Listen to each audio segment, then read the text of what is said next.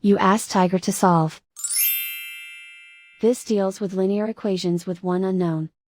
The final result is u equals 1. Let's solve it step by step.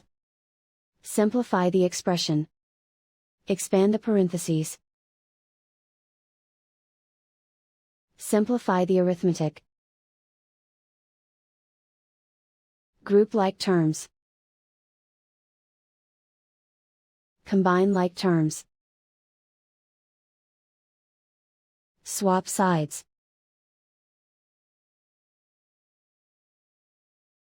Group all constants on the right side of the equation.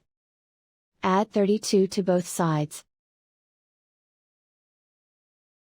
Simplify the arithmetic.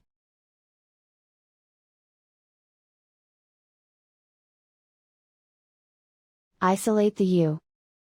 Divide both sides by -4. Cancel out the negatives. Simplify the fraction. Cancel out the negatives. Simplify the fraction. And so the final result is u equals 1.